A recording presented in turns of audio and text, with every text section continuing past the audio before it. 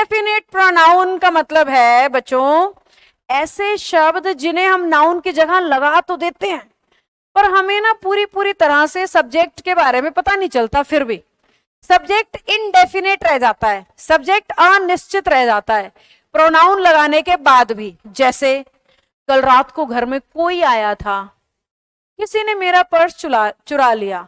अरे कोई तो बुला रहा था, किसी ने तो आवाज लगाई है।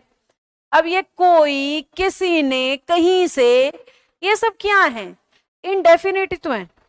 इन्हें हम नाउन की जगह लगा जरूर देते हैं लेकिन ये हमें पूरी तरह से क्लैरिटी नहीं दे पाते कि बात किसकी कर रहे हैं। अब किसी ने पर्स चुरा लिया, कौन था भाई? क्या बोलोगे इंग्लिश में? Someone has stolen my purse, यही बोलोगे। कोई भी मेरे से प्यार नहीं करता, नो वन लव्स मी। अब कोई भी प्यार नहीं करता, मैं कितने, किसकी बात हो रही है? कुछ पता लगा आपको?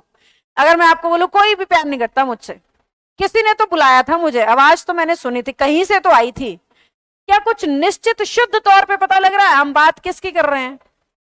है कौन आखिर सब्जेक्ट?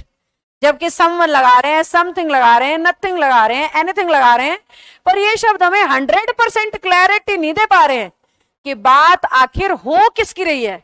इसलिए इनका नाम होता है इनडेफिनेट प्रोनाउन। तो इसमें आता है बेटा समवन, somebody, इसमें आता है नो वन, nobody, इसमें आता है एनीवन, एनीबडी, और इसमें आता है एवरीवन और एवरीबडी।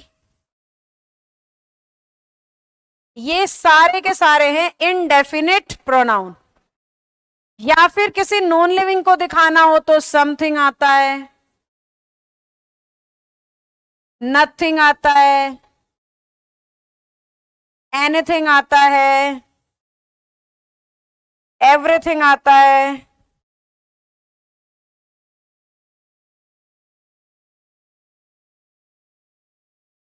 या फिर एक शब्द और आता है भाई वन।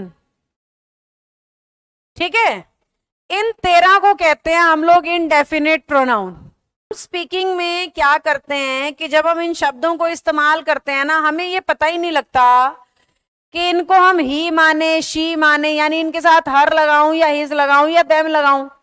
तो ऐसे केस में ग्रामर ने ये फिक्स कर दिया कि इन सब के लिए हमेशा हिज लगाना, इन सब का पोजेशन दिखाना हो तो इट्स लगाना, और वन का अगर पोजेसिव दिखाना है तो वंस लगाना। कैसे मैम? समझे नहीं हम?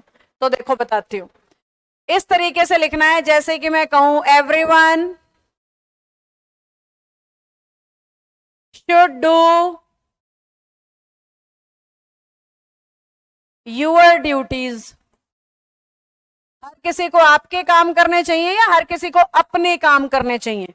यानी एवरीवन का पोजेसिव यहां लगा दिया है योर, जबकि रूल क्या कह रहा है, क्या होना चाहिए? हिज।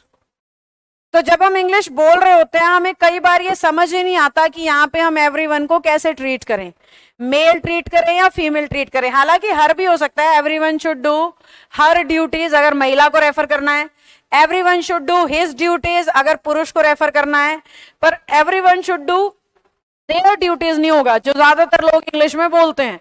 एवरीवन के साथ या तो हिज सही है या फिर हर सही है, देयर सही नहीं है।